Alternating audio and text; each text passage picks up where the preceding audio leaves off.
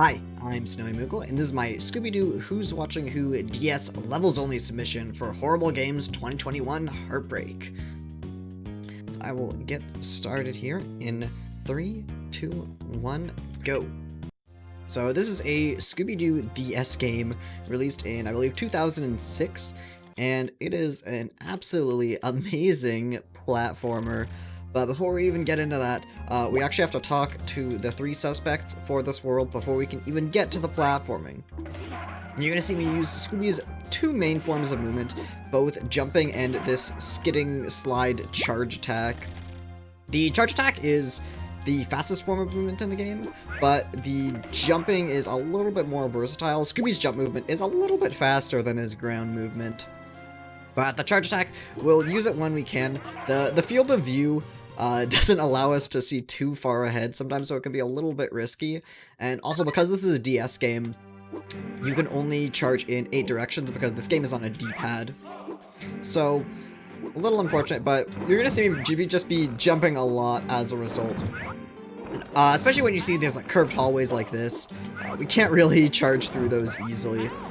Another thing to note is Scooby actually retains both of his jumps after falling off a platform, so it actually makes some of the platforming pretty generous, which is surprising. You don't see that in too many platformers. We're also going to try and jump past these sharks here.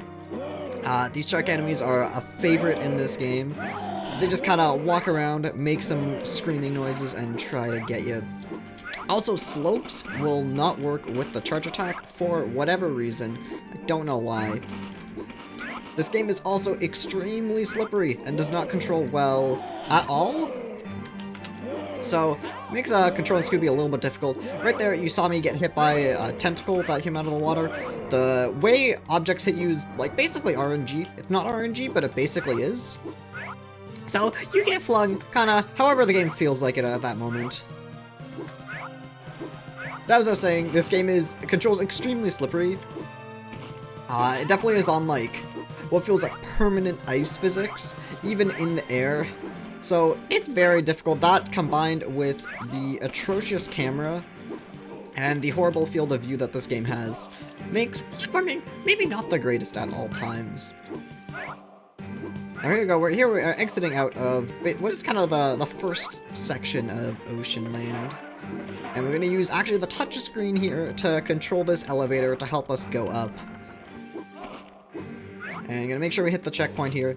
These, make sure I hit the checkpoint. That dude there with all the TV equipment, those are the checkpoints throughout the game.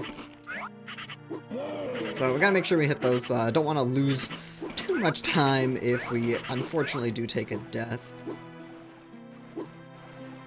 Now, the levels only category for this game is actually around 25 minutes shorter than the any percent run. And the reason that is because the any percent run, how it usually works is you go through, in every world, you go through a platforming level, and then you do a driving segment, and then you do the final boss fight, where you discover the culprit of that world. However, the aforementioned driving segments and the boss fights have almost no movement tech to them, so they're basically auto-scrollers.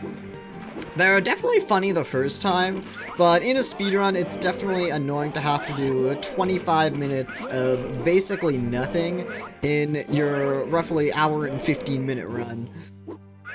So, I basically made this category to be like, okay, so I can run this game without having to do all the boring auto-scroller stuff. And so the way levels only works is you load into a new world and just do the platforming level, leave, and then do enter another world to do that world's platforming level.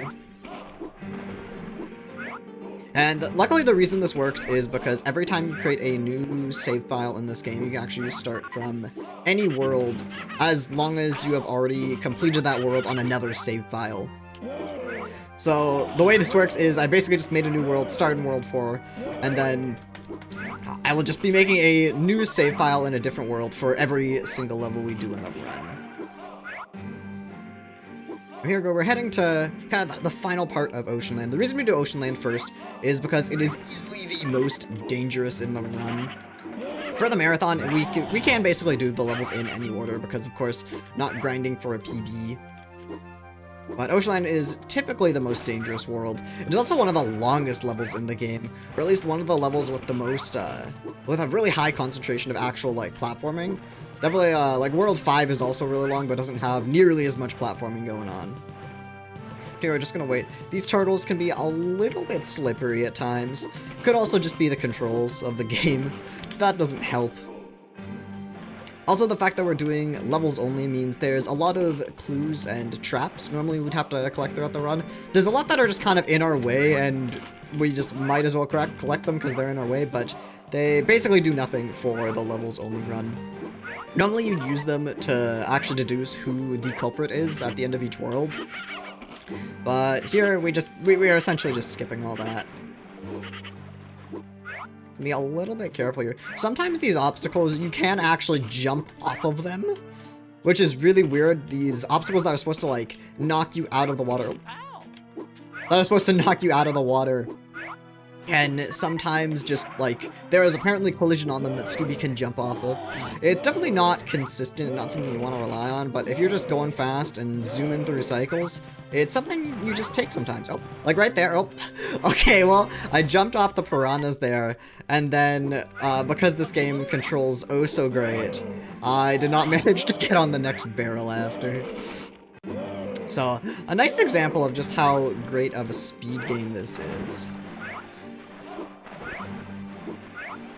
But yeah, and the fact that Scooby actually does retain both jumps after running off of a platform is something that's extremely generous and makes this game just a little bit nicer to run. I did mention we are skipping the end of world boss fights, but there actually is mid-level boss fights in a few of the worlds. So we still will get to see a little bit of what those are like. They're really not too interesting, but we still have a few of them in the run, even though it is technically supposed to be like intended to be the platforming sections only. There's not really any way around those. Also, these cannon platforms here, the panels are supposed to come up and then we jump on them, but the section they're connected to, we can just jump off of that. And luckily the hitbox is very generous. Be a little bit careful. Sometimes if you push too much against the ship, the game sends you skyrocketing to the right, so we want to be a little bit careful. Now we're talking to Shaggy here. We're going to have one of those aforementioned mid-level boss fights. So quickly talking to Shaggy here, and then Redbeard is going to appear. Redbeard is the bad guy of this world. And what the boss fights come down to is basically just... you'll see me like flicking to the right here to give Scooby and Shaggy a little speed boost. You can only do this speed boost if the boss is close enough to you, which is pretty annoying. And every once in a while, these little mini games come up, and you just have to do them to make sure Scooby and Shaggy can get by. How fast you do the mini games really doesn't matter, because unfortunately you'll have to wait for Scooby and Shaggy anyways. Even if you fail them like I did right there, it really doesn't matter. You can actually afford to lose one minigame per boss fight, because there's minigames like this where it actually is faster to lose. So normally right here, Scooby and Shaggy, you're supposed to poke whatever limb pops up so that they don't get noticed by Redbeard. But it is just faster to just intentionally lose that minigame. Gotta make sure I don't lose that there. Because that would mean actually redoing the entire boss fight, and that would be very slow. But there's essentially no movement tech to any of the boss fights in this game. And again, we are skipping the one at the end of the world, but the one at the end of the world would basically be just the exact same thing we did right there. With really no difference in what minigames you do, or honestly even the length of how long it lasts. And I just slope, any kind of like changed elevation, basically just like stops any of Scooby's charge attack. So it's really difficult to find uses for it in a lot of these levels. Now, so that boss fight actually split up a section of the level, and that section of the level that was blocked up by the boss fight is now over. So we have this huge like 8-minute level, and then a boss fight, and then like a 40-second level, and then that's it. So now we're done with the world, we're just gonna make a new file in the next level we want to do. Normally at that point is when you'd go through the driving segment and the end of level boss fight after using all the clues to determine who the culprit is. But of course, it has almost no point in a speedrun, so yeah, just make a new file, do the next level you want to do. And just like in World 4 Ocean Land, we have to talk to the 3 culprits here. And Ocean Land, the level we just did, and this one, Abandoned Airfield, are definitely probably the 2 worst levels in the run. Oh my god. Okay. The touchscreen, you have to use the touchscreen to talk to these people, and it can be, as you see, a little bit finicky. This is a DS game, so they of course had to have touchscreen integration, and we will actually see a little bit more touchscreen integration later in the run. But like I was saying, Ocean Land and Abandoned Airfield, probably the 2 worst levels in the run. They're both really long, they're both really boring, and are also the most prone to giving you time-consuming deaths. Of course, you can die in any world in this game. There's definitely risky points in every level, but World 4 and 3 definitely have the most of them. Abandoned Airfield, as you see, also has these moving platforms we're supposed to jump from, and Scooby actually does not have a drop shadow in this game. So, just another thing to go into the recipe of how bad it can be to platform in this game. So definitely the depth perception in this game, combined with the lack of drop shadow, makes it just extremely annoying sometimes.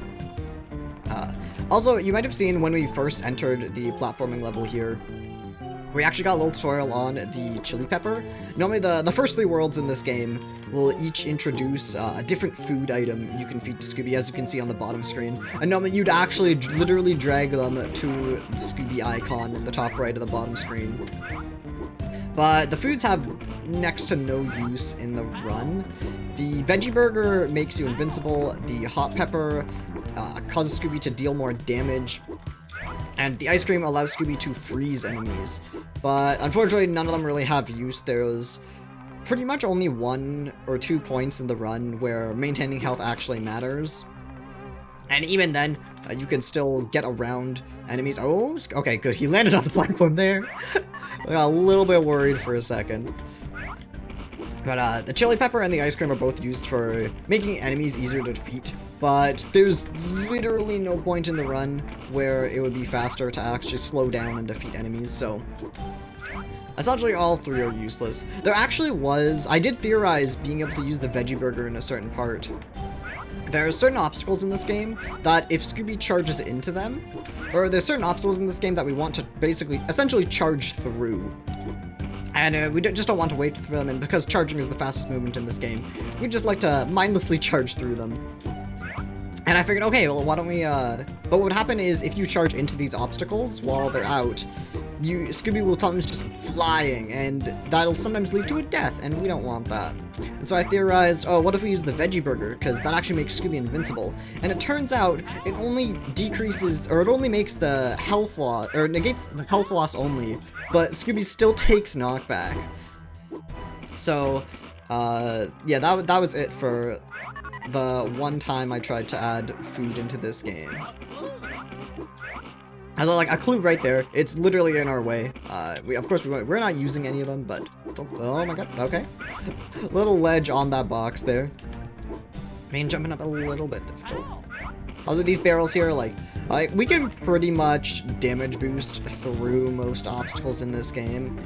Scooby doesn't really get many iframes, but it's mostly faster than trying to go around a lot of them.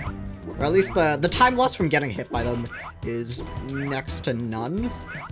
So not really an issue. You'll see a lot of that more in Sugarland, the second world, when we get to that later. Heading more through Abandoned Airfield here. Abandoned Airfield, I'm pretty sure, is at least the longest world in the game, or at least the one with the most like actual platforming. We'll see. World 5 is also going to be really long, but it's definitely broken up, essentially auto-scroller sections there. But we'll get to that after Abandoned Airfield. We actually can't, like, cut corners there because there is a death plane, so we have to basically jump on all of those platforms there. Definitely a little bit annoying. Gotta know why I found that out for the first time by accident.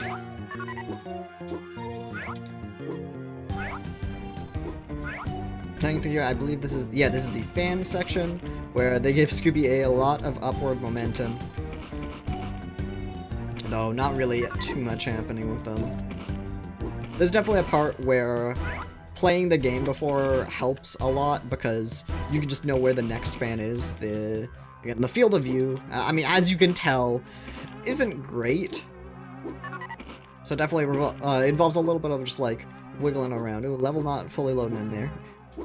There's also another section where we unfortunately can't just jump straight to the bottom because there are death planes around here.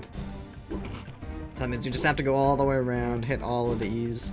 This part can also be very deceptive, where you can't go more down there, because if you keep going more down, you just die. There's a death plane there. And it's really sad because it is right before a checkpoint. Definitely something that has fooled me before. Now, oh, we also get introduced to these little spring pads there. They can be a little bit jank sometimes, but for the most part, they work out. These enemies, there's like, we can pretty much just jump over them. If they hit us, not really a big deal.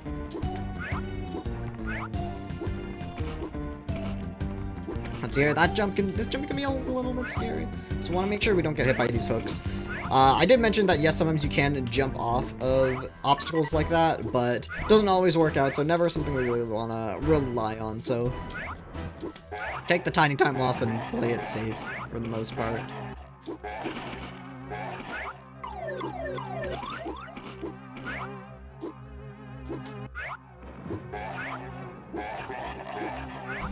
Being a little bit careful, you don't want to accidentally hit any death planes. And here we go, we are going to talk to Shaggy, and just like in Oceanland, we are basically breaking up the level into multiple sections, divided by a mid-level boss fight. In this case, it is the Space Kook. But the actual minigames themselves really don't differ that much. It's mostly like tap this, drag this. There's these obstacles that occasionally you have to swipe up on the touchscreen to just have Scooby and Shaggy just jump over it.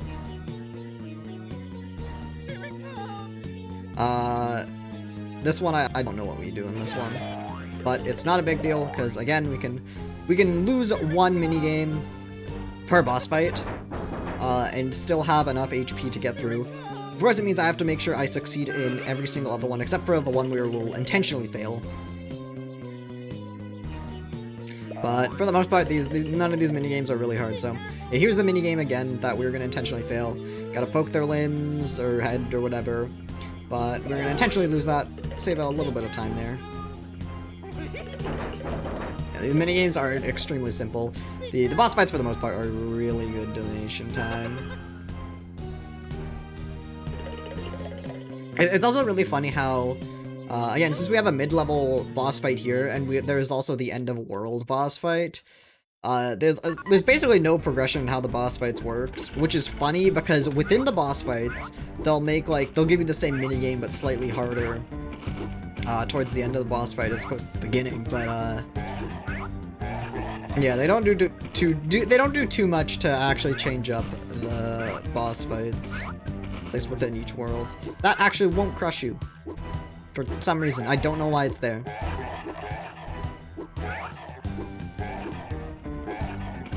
Right here is definitely an instance that can be a little bit scary, but you can just keep going down here. Oh. Yeah, you got hit by the robot there, not big deal. World 3, unlike Oceanland, the abandoned airfield, the section after the boss fight is definitely a lot longer. So it is essentially half the level getting broken up here. Which is unfortunate because this is probably the worst world. World 4 is definitely one of the most risky worlds. Just with a lot of the strats, and there's a lot of points where we intentionally skip checkpoints. But yeah, World 3 I'd say is definitely my least favorite, just because of how much it drags on.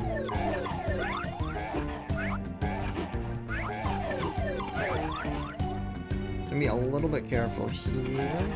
Yeah, that enemy, I don't know how that enemy, oh my god. I don't know how that enemy spawns in after you've gone past him. Definitely a weird thing about that. Again, taking advantage of the fact that Scooby still maintains both jumps, even after he has run off a platform. Okay, just jump over these enemies here. Well, like the few moments where we can skid.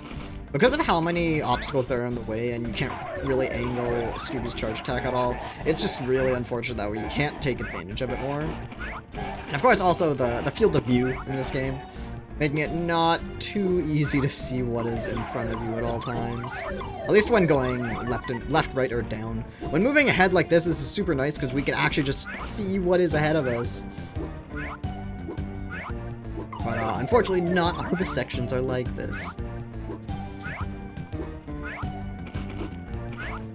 But I do believe we are approaching the end of the level here, which is nice. Yeah.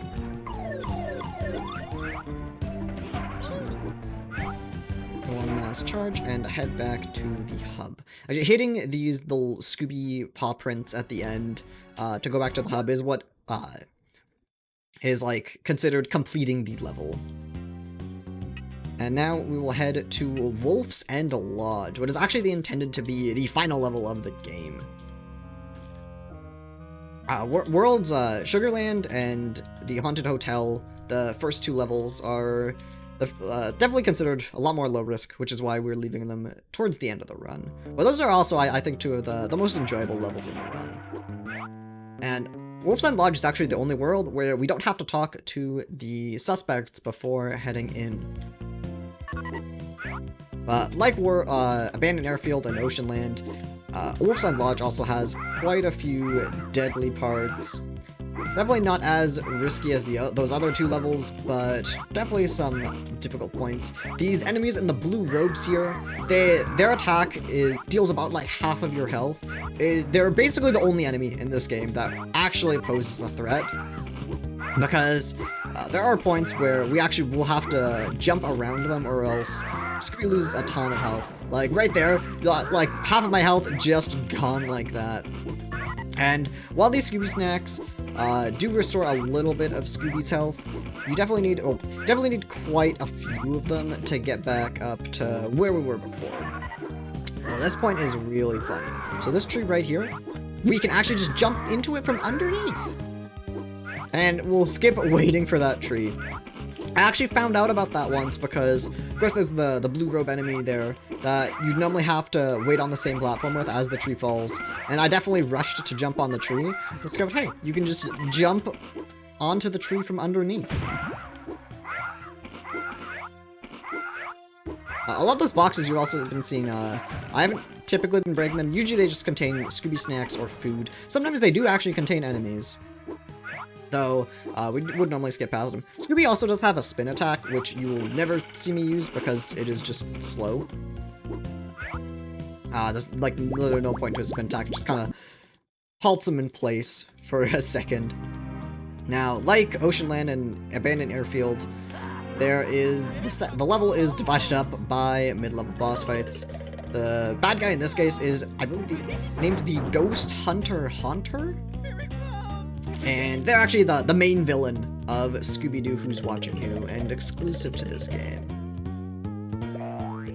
Unfortunately, the boss fight itself really doesn't differ from any of the other boss fights in the game. It is the same stuff with, and you can see, like, even moving these wooden beams, we saw the exact same little mini-game in Abandoned Airfield boss fight. And it's just more kind of tap this, drag this, same old, really good donation time. Once again, gonna intentionally fail this minigame. It's the same minigame with just like a different skin put over it. Intentionally fail it, we get out of there a little bit faster.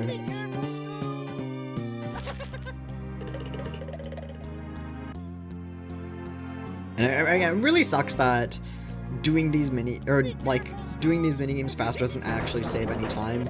It would definitely make these sections a lot more engaging, but as is, they're basically auto-scrollers. at the very least, they can be a nice break time.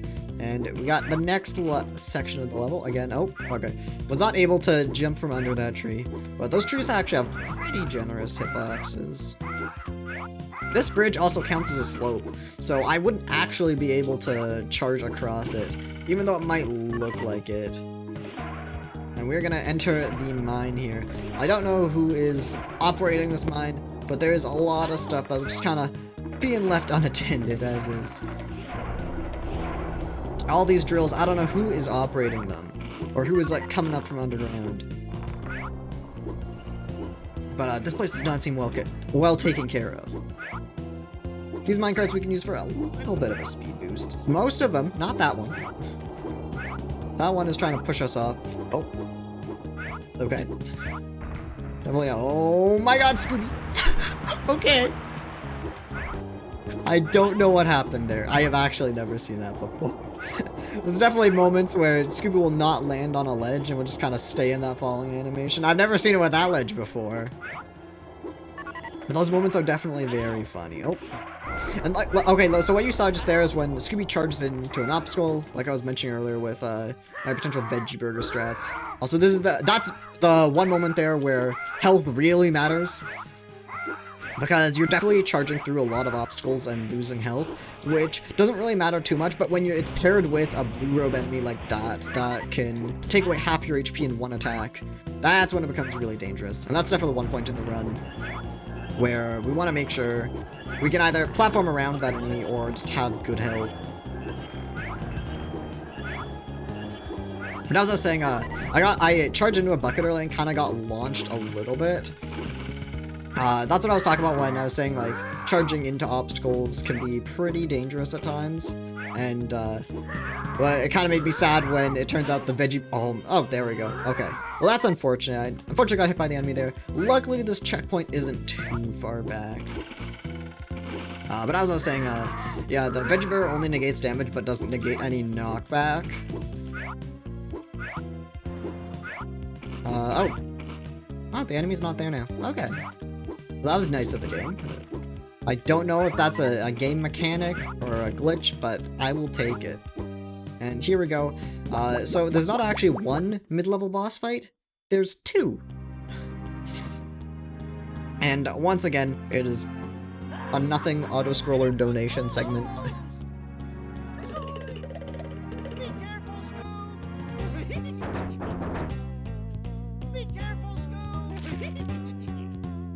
It's literally the same minigames as the last one we did. Just gonna keep boosting forward. And even when the bad guy gets too close to us, we get to do 2 charges, because the charge works as long as they're not too far away from you, so we can chain a couple together if given the opportunity.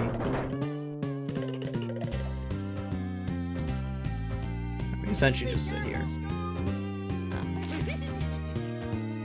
Nice chance to get a little bit of stretching in.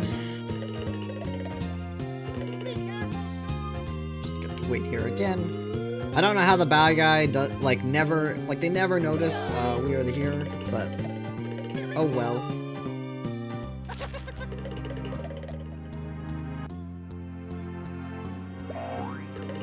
There's little piles of snow with, like, I don't know, like metal sheets stuck in it. I don't know.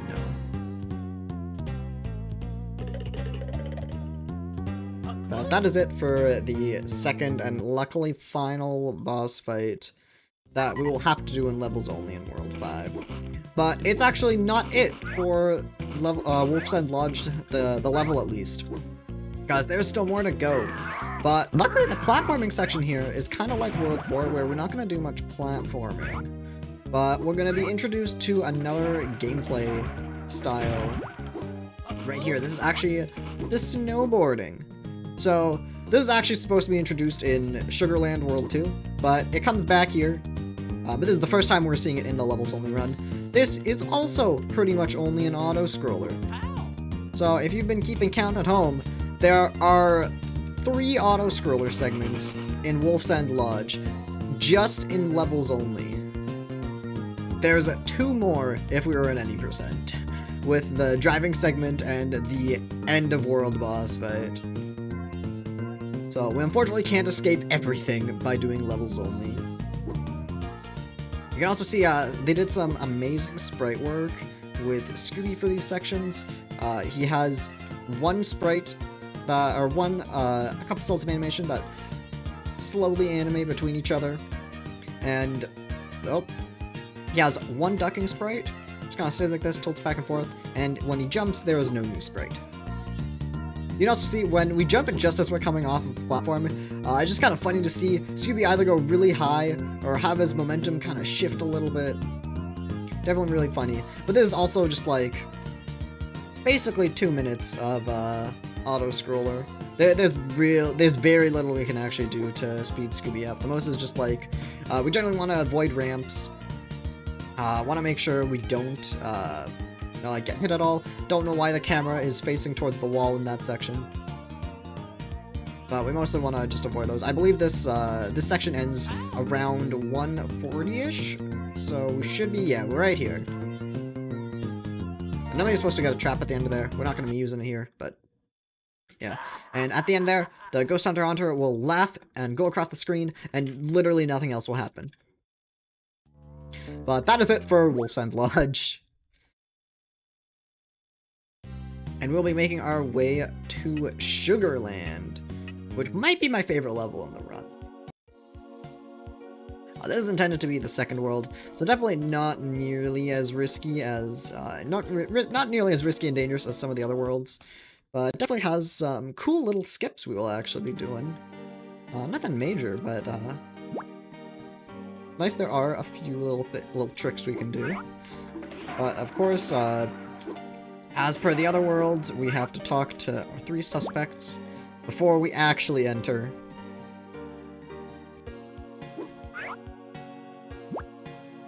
And now that we've talked to them all, we can head into the level. Okay. So the beginning of this level actually takes place, it is a Sugarland, which normally you'd expect to be like a big candy factory, but we're actually going to start in the chocolate silo. Also, this level is supposed to introduce you to the ice cream power-up. Again, food is basically useless in this one. We will never use it. I want to make sure we don't fall here. Not too difficult, but just gotta make sure it doesn't happen. Here's actually a little skip we're gonna be doing right here. Oh, hang on, let's see if I can get it. There we go. So we can actually use that pipe to regain Scooby's jumps and jump a little bit around there to jump onto that platform. And that saves like, I want to say like 10-ish seconds. So, cool little skip we got there. The return of all of these elevators that we have to make go up with the stylus, which is oh so fun. Fun fact, if you actually make the stylus go too fast, the elevator will not work. So, we got punished for going too fast there. But there's also a little skip we're doing here. So, instead of going all the way around, we're just gonna jump straight to this elevator. Charging here isn't necessarily the greatest thing, just because of, it's literally all turns here, so, and because charges can only go in one direction, it's really hard to line it up. And we're gonna take this elevator all the way to the top, and we're gonna do a little last skip in chocolate silo. So just within that segment, within that chocolate silo segment alone, there's like 3 little skips, and unfortunately it leads right into another snowboarding section. But it definitely sucks that these parts, or the 2 snowboarding sections in the run, are essentially back-to-back in levels only. If you were doing this in any percent, they're definitely like 40-50 minutes apart, but yeah, right here, we're kind of doing another one right here. This one is actually longer than the one in Wolfson Lodge. This one lasts around like 2.5 minutes, and also has like a lot less going on. The one in Wolfson Lodge at least had like, if you're avoiding slopes, there was quite a few obstacles to go around, but this one is a lot more simple. Basically just going down the chocolate river here, we want to avoid those bars there, just jump over those. There's some pipes we gotta just duck under, and you can see those pipes that are, I hope, not spilling sewage into the chocolate river.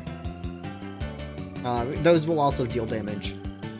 So avoid those for the most part. Even getting hit by any of those is negligible time loss.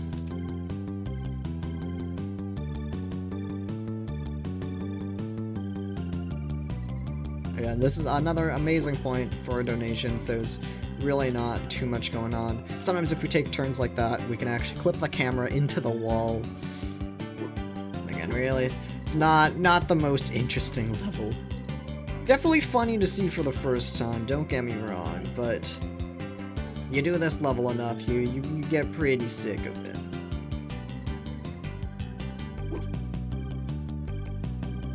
Around here, I want to make sure we don't take the turn too sharply because we would get hit right after. Oh, okay. Whatever.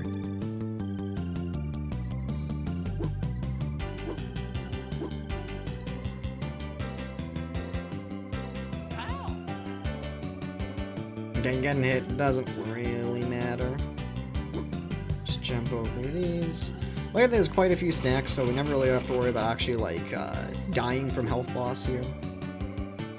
There's pretty big snack lines. And we should be approaching the end of this section, finally.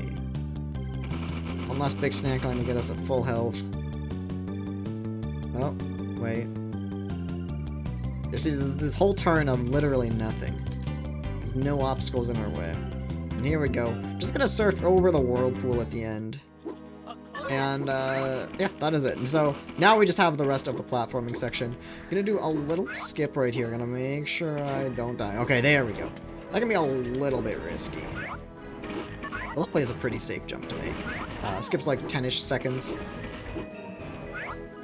Oh, barely missed that jump.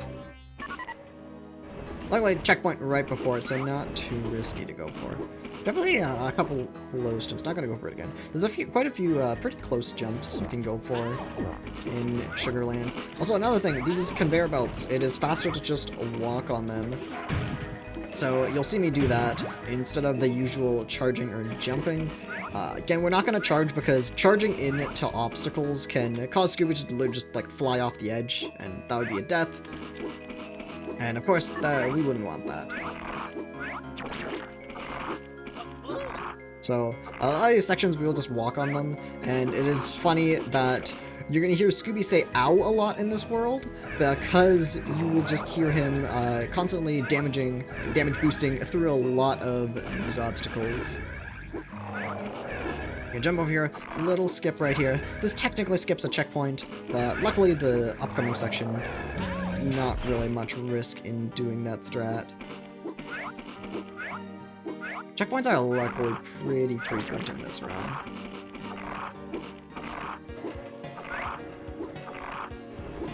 And heading up here. Luckily those obstacles will not, like, almost never push you off. You can better just walk across these. Take whatever damage, like they don't deal much damage. Scooby snacks are pretty plentiful. Oh, that's what I was talking about right there. Sometimes charging into obstacles will just kind of knock you in whatever direction the game feels like. And unfortunately in that case, it meant sending me backwards.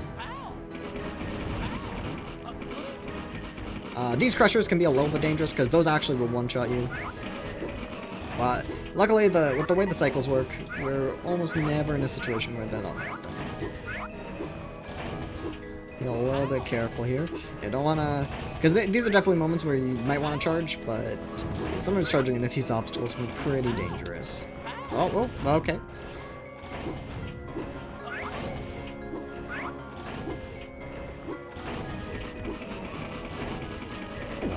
Okay, so I'm avoiding all of those.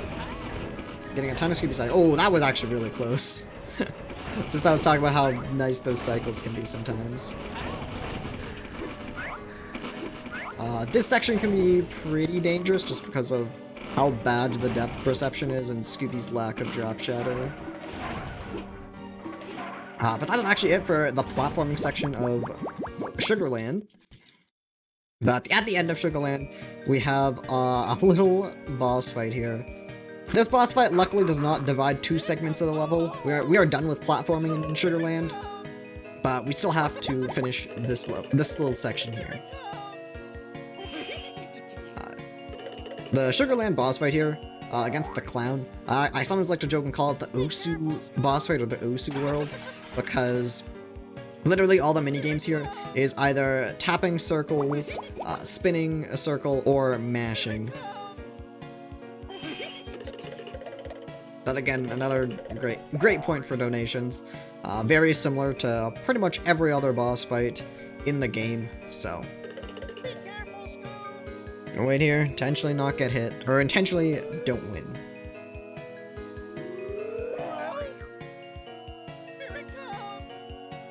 Tap all these bubbles, very generous time window. None of this is really difficult.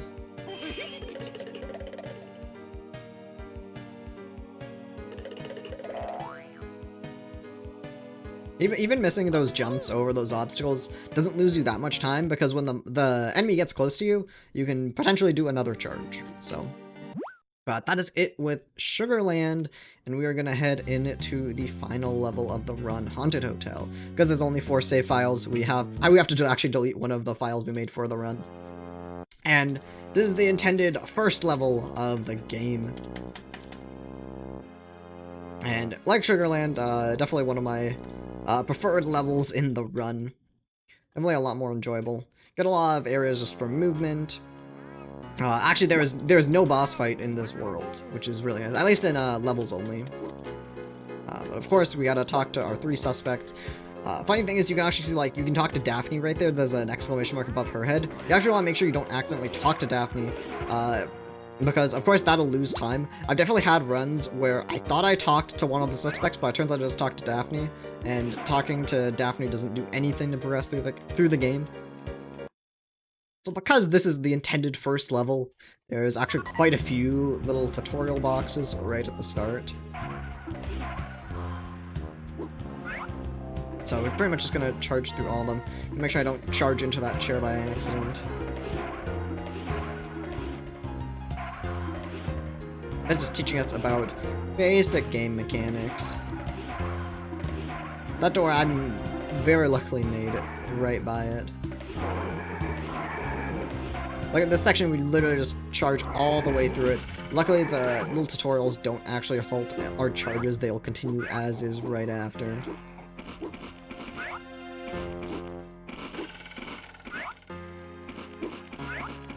Funnily enough, those beds actually don't restore both of your jumps. So, you want to be a little bit careful. Same with all other kind of spring-like objects in this game. Because we saw a few of those in other worlds as well. Well enough, yeah, those do not refresh your jumps, but running off of a platform and somehow hitting some obstacles will. Definitely nice. World 1 has sections like this, where you can pretty much actually see where you're going most of the time. Haunted Hotel also has, like, pretty bad sections where you can't see where you're going, but for the most part, it actually has, like, your ability to see what is in front of you is probably the best here out of all the levels. Gotta wait for these carts, and just use them to get a little bit more height to get up here.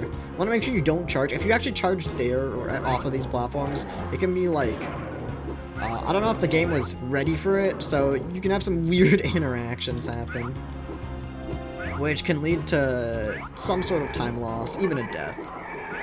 Here's actually the section I was talking about earlier that I wanted to be able to use a veggie burger at, to charge basically through a lot of these doors, because sometimes hitting these doors will just knock you into the bottomless pit and cost you a death.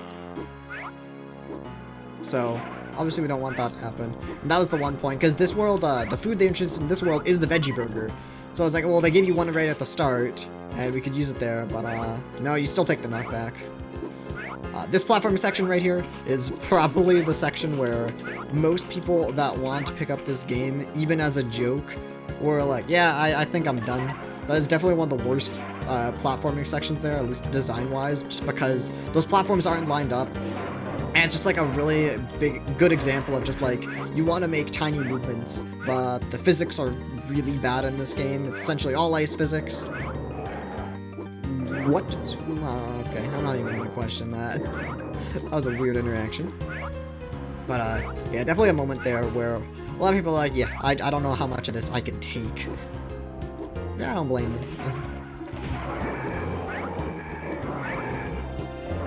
And gonna go deeper into the basement of the hotel. just go down right here. I think the level doesn't fully load in as expected when you just run off that platform at the top there.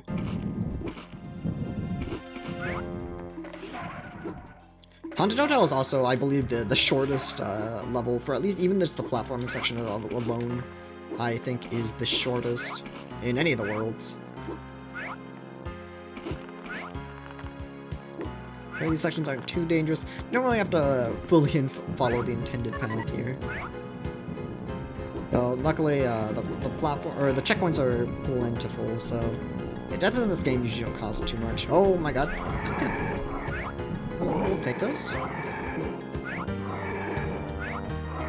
And we are actually approaching the end of the run here. Oh my god! Okay. Yeah. Usually it's, I mean, it's not going to cost too much time to get hit, but, of course, want to avoid it if possible. Oh, okay.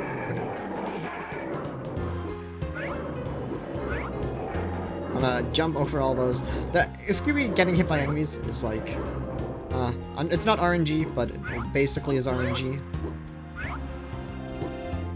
Oh, I'll be able to jump up here. Fun fact, a lot of the clues and traps we have to get an 80%, we like almost never have to go out of our way for. At least there's like 8 clues in every world, but only 3 of them are actually necessary. And all the ones that are necessary, pretty much always in a way.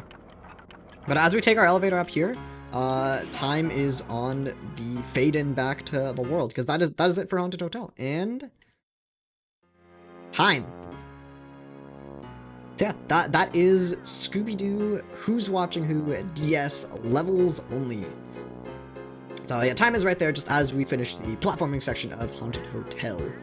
So thank you so much for watching this to the end. I think this would definitely be really funny to showcase in a marathon just because there's like so many jank interactions. Even stuff I was doing here is like stuff I haven't seen before. Pretty much like every time I run this game, like something weird is gonna happen. It's pretty funny every time.